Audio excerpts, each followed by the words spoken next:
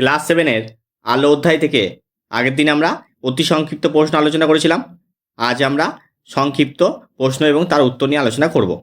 তোমরা যদি ওই ভিডিও না দেখে থাকো, ডেসক্রিপশনে লিঙ্ক দেওয়া থাকবে, তোমরা চাইলে দেখতে পারো। প্রথম প্রশ্ন হচ্ছে, আলোক রশ্মি উৎস কত প্রকার ও কী কী? 3 প্রকার: সমান্তরাল, অভিসারী এবং অপসারী। 2 নম্বর হচ্ছে, স্বচ্ছ মাধ্যম কাকে বলে? উদাহরণ দাও। তারপর হচ্ছে, অস্বচ্ছ মাধ্যম কাকে বলে? উদাহরণ দাও। ঈষৎ স্বচ্ছ মাধ্যম কাকে বলে? উদাহরণ দাও। সমসত্ব মাধ্যম কাকে বলে? উদাহরণ দাও। দেখে না উত্তরটা। অসমসত্ব মাধ্যম কাকে বলে? উদাহরণ দাও। ছায়া বা প্রচ্ছায়া কাকে বলে? এতটা লিখবে।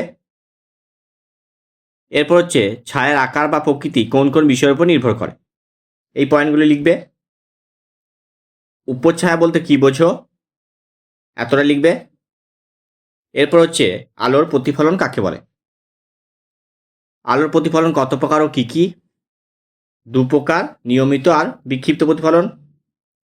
এরপর হচ্ছে, নিয়মিত প্রতিফলন কাকে বলে? উদাহরণ দাও। এই লেখাটা লেখার পর তোমরা অবশ্যই ছবি আঁকবে। বিক্ষিপ্ত প্রতিফলন কাকে বলে? উদাহরণ দাও। এটারও ছবি আঁকবে। নিয়মিত প্রতিফলন ও বিক্ষিপ্ত প্রতিফলনের মধ্যে পার্থক্য দেখে নাও। আলোর প্রতিফলনের সূত্রগুলি দেখো। 2টো সূত্র আছে। এটা প্রথমটা, এটা হচ্ছে 2 নাম্বার।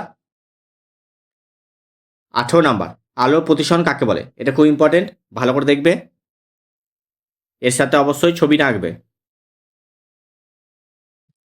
প্রতিবিম্ব কাকে বলে? সৎবিম্ব কাকে বলে? দেখে নাও। এরপর হচ্ছে, অসৎবিম্ব কাকে বলে? এই প্রশ্নটা খুবই ইম্পর্টেন্ট, তোমরা ভালো করে করবে। পরীক্ষায় সব থেকে বেশিবার আসে এই প্রশ্নটাই। বিন্দু আলোক উৎস কাকে বলে? বিস্তৃত আলোক উৎস কাকে বলে? উদাহরণ দাও। প্রচ্ছায়া ও উপচ্ছায়ার মধ্যে পার্থক্য দেখে নাও। সূচিছিদ্র ক্যামেরার কার্যপ্রণালী লেখো। 27 নাম্বার, সূচিছিদ্র ক্যামেরার নিম্নলিখিত ক্ষেত্রে কি কি ঘটবে? দেখে নাও উত্তরগুলো। এক্স রশ্মির একটি ক্ষতিকারক প্রভাব লেখো।